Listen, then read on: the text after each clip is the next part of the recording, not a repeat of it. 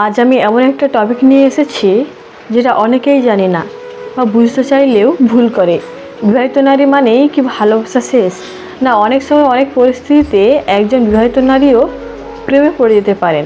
তবে সেটা বুঝে ওঠা বেশ কঠিন, কারণ তারা অনেক কিছু লুকিয়ে রাখতে পারেন, সংবরণ করতে পারেন, কিন্তু চেহারার অভিব্যক্তি, আচরণ সব কিছু বলে দেয় অনেক কিছু। আজকে আমি বলবো 7টি অসাধারণ প্রশ্ন, যেগুলো আপনি কাউকে করলে আপনি নিজেই বুঝে যাবেন সে প্রেমে পড়েছে কিনা। ভিডিওটি একদম শেষ পর্যন্ত দেখবেন, কারণ প্রতিটি প্রশ্নের পেছনে আছে গভীর মানসিক ব্যাখ্যা ও উদাহরণ। নাম্বার 1, তুমি কি এখন আগের চেয়ে বেশি হাসো? যখন কেউ প্রেমে পড়ে তার ভেতর থেকে একরকম আলাদা আনন্দ বেরিয়ে আসে, হয়তো সে নিজেও জানে না কেন এত হাসে। মনের ভেতরে একটা চঞ্চলতা, উচ্ছ্বাস সবসময় তাকে ফুরফুরে করে রাখে। একজন বিবাহিত মহিলা যদি হঠাৎ করে আগের তুলনায় বেশি হাসতে শুরু করেন, ছোটো ছোটো বিষয়েও আনন্দ পান, তাহলে বুঝবেন তার মনে কোনো নতুন অনুভূতি জন্ম নিচ্ছে। এই প্রশ্নটা করলে আপনি তার ভেতরের বদলটা ধরতে পারবেন। সে হয়তো সরাসরি কিছু বলবে না, কিন্তু তার চোখের ভাষা, তার অলক্ষ্য হাসি, তার লজ্জা এসবই বলে দিবে আসল সত্য। প্রশ্নটি করুন হালকা হাসির সুরে, যেন সে স্বাভাবিক থাকে। নাম্বার 2, তুমি কি এখন অনেক বেশি ফোনে ব্যস্ত থাকো?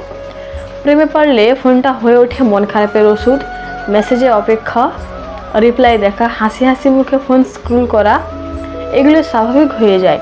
এমনকি আপনার সামনে থেকেও সে যদি ফোন চেক করে বারবার, তবে সেটা সন্দেহ নয়, পরিচ্ছন্ন লক্ষণ প্রেমে পড়ছেন।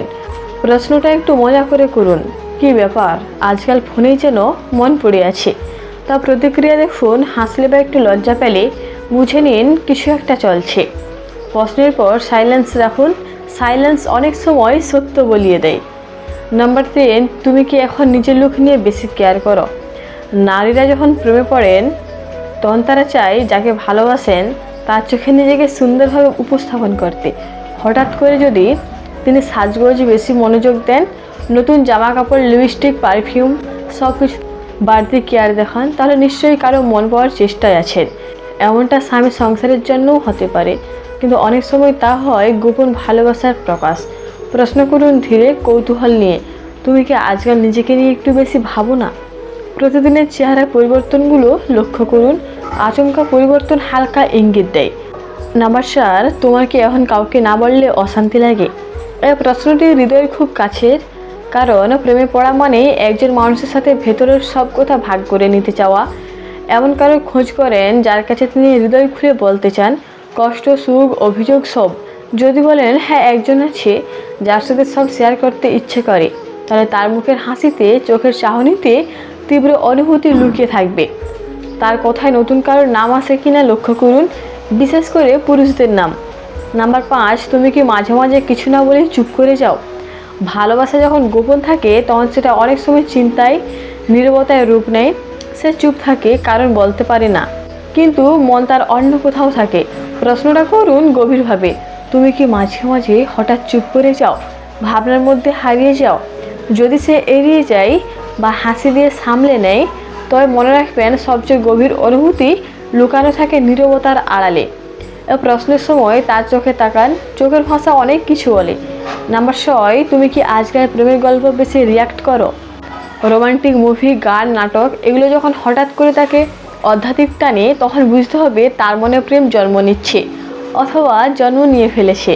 একজন বিবাহিত নারী হঠাৎ করে যদি প্রেমের কন্টেন্ট অতিরিক্ত আবেগ দেখান, তাহলে মনে রাখবেন সে তার নিজের জীবনকে ওই গল্পগুলোর সাথে মেলাতে শুরু করছেন।